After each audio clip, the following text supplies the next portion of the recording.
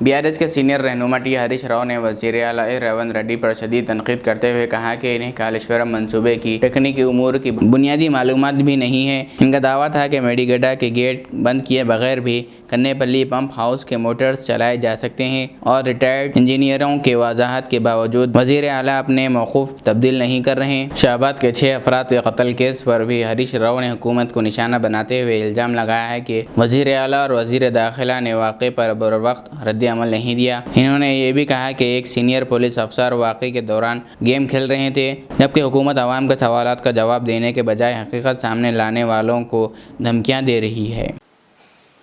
మేడిగడ్డ గేట్లు మూయకుండా కన్నేపల్లి దగ్గర నీటిని ఎట్లెత్తుతావు అని మాట్లాడతాడు. నాకు జాలి కలుగుతుంది నేను చూస్తుంటే. ముఖ్యమంత్రిగా నువ్వు 31 నెలలు పూర్తి చేసుకున్నా కన్నేపల్లి పంప్ హౌస్ నుంచి మేడిగడ్డ బ్యారేజ్ గేట్లు మూయకుండా నీళ్లు ఎలా ఎత్తాలో కూడా అవగాహన నువ్వు పెంచుకోవడం మీద నిన్ను చూస్తే నాకు జాలేస్తూ ఉంది. ఇన్ఫ్యాక్ట్ మీరు నిన్న గమనించిందో లేదో, ఈయన మాట్లాడగానే ఉత్తమ్ కుమార్ రెడ్డి మైక్ తీసుకున్నాడు మధ్యలో.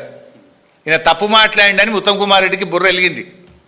మధ్యలో ఆయన మైక్ తీసుకొని ఉత్తమ్ కుమార్ రెడ్డి గారు ఈయన తప్పును సరిచేసే ప్రయత్నం చేసిండు. అందుకే నేను జాలి కలుగుతుంది రేవంత్ రెడ్డి మీద అన్న.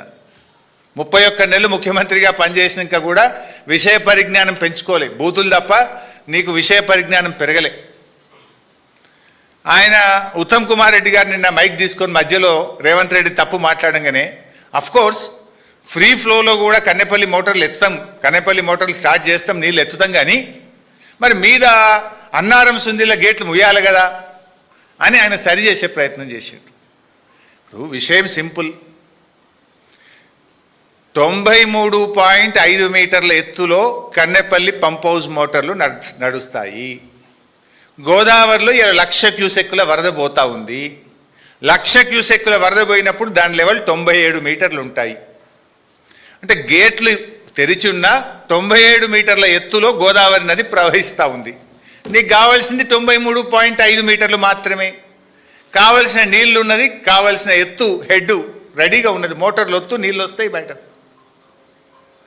ఈ విషయాన్ని నేను కాదు, రిటైర్డ్ ఇంజనీర్లు కూడా చాలా స్పష్టంగా తమ లేఖలో రిటైర్డ్ ఇంజనీర్లు కూడా చెప్పడం జరిగింది. ఏం చెప్పిండ్రు?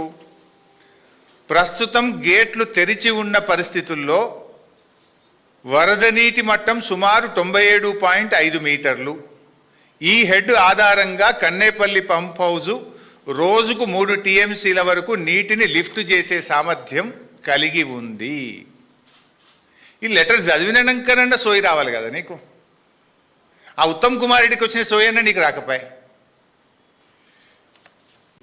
ఈ భాష చూసిన తర్వాత, ఆయన నిన్న మాట్లాడినటువంటి మాటలు విన్న తర్వాత, షాబాద్లో 3 పసిపిల్లల్ని 3 పెద్దవాళ్లను 6గురిని గొంతు కోసి కిరాతకంగా హత్య చేసినటువంటి ఆ రాజ్ కుమార్కు ఈ రేవంత్ రెడ్డికి మధ్య నాకు పెద్ద తేడా కనబడతలేదు.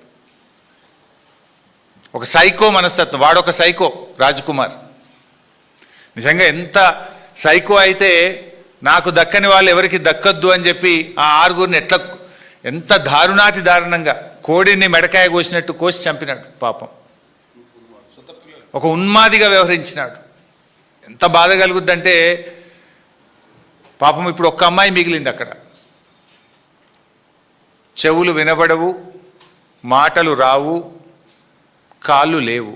ఇప్పుడు ఆ అమ్మాయి పరిస్థితి ఏంటి? ఇంట్లో 6గురిని చంపేసిండు వాడు, ఒక్కటి మాత్రమే మిగిలింది. ఆ బిడ్డ, ఆ చిన్న పసిపాప, ఆమె కూడా పెళ్లిగాని అమ్మాయి. ఇప్పుడు ఆ పిల్ల పరిస్థితి ఏంటి? ఇంత జరిగితే పక్క రాష్ట్ర ముఖ్యమంత్రి స్పందించిండు ఆ సంఘటన మీద, కానీ ఈ రాష్ట్ర ముఖ్యమంత్రికి కనీసం ఆ సంఘటన మీద స్పందించలేదు ఇప్పటిదాకా.